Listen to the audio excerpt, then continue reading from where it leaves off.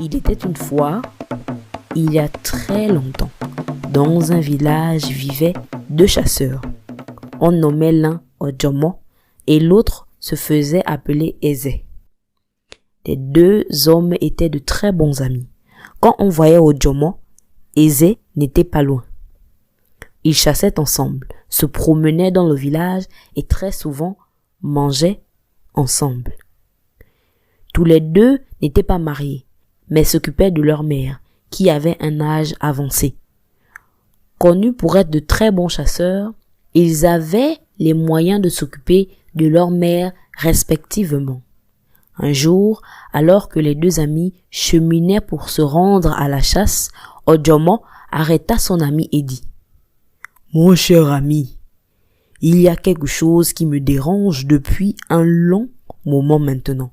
Tu es mon ami, donc je peux t'en parler. » L'ami le regardait et dit: « Mon cher, tu sais que tu peux tout me dire, j'écoute. » Ojomo continua: « Je suis fatigué déjà de ma mère, elle est trop vieille et je dois tout faire pour elle. Avant au moins, elle arrivait à marcher, mais à présent, elle ne peut même plus se nettoyer elle-même. En plus de tout ça, mon argent que je dépense pour lui prendre des remèdes chez le guérisseur, je pense que c'est la même chose pour toi. Et j'ai réfléchi à une solution. » Eze était étonné d'entendre son ami dire de telles choses, mais il cacha ses émotions et laissa son ami continuer à parler. Et pendant plusieurs jours, Ojomo ne parla plus de sa plainte.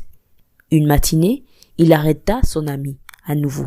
Après avoir répété ses précédents propos, Ojomo ajouta: « Je pensais à une solution rapide et sans conséquence. » Eze répondit: « Je suis content que tu aies trouvé quelque chose, parce que moi-même, ma mère aussi, et sa condition commence à me fatiguer. C'est quoi ta solution? » Je propose, en regardant autour de lui, que nous tuions nos mères. Un grand silence les entoura. Eze regarda son ami avec un air d'effroi. Ojomo continua: « Et on les enterre sans dire à personne, comme cela on n'aura pas à se soucier d'elle à nouveau. Tu me regardes, tu n'es pas fatigué. On va pouvoir garder notre argent et le dépenser comme on voudra. Réfléchis. » Ojomo insista tellement et finit un jour par convaincre son ami. Ils mirent en place un plan pour s'assurer de ne pas être attrapés.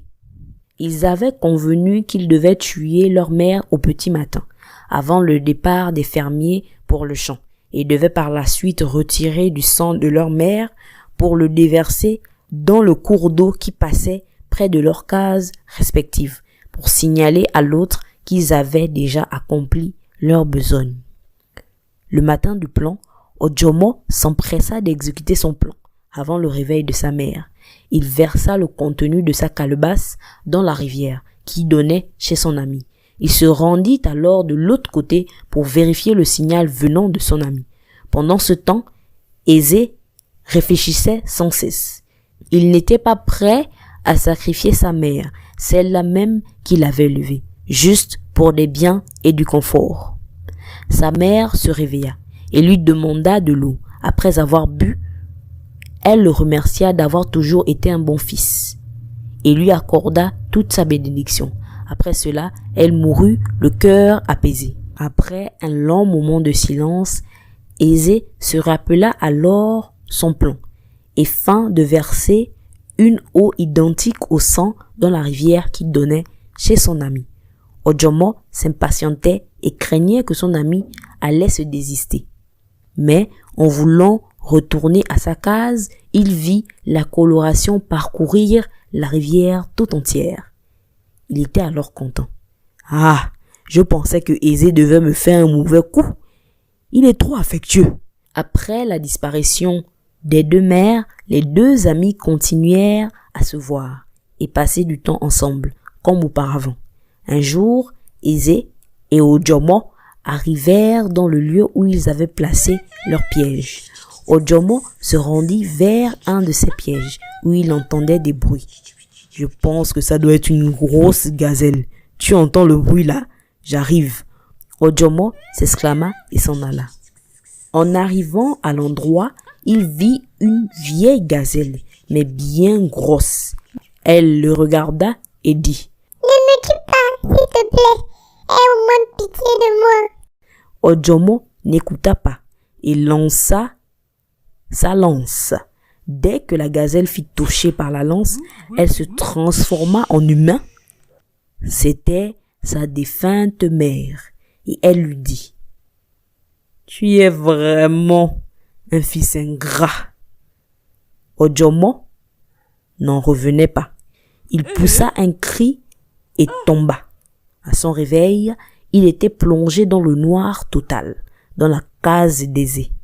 Ojomo comprit alors qu'il devait rester aveugle toute sa vie, malgré plusieurs consultations chez les guérisseurs. Quelque temps plus tard, Ézé était devenu un des plus grands chasseurs de la région et épousa une magnifique jeune femme. Il continua à rendre visite à son ami, qui, au fil des jours, devenait irreconnaissable. La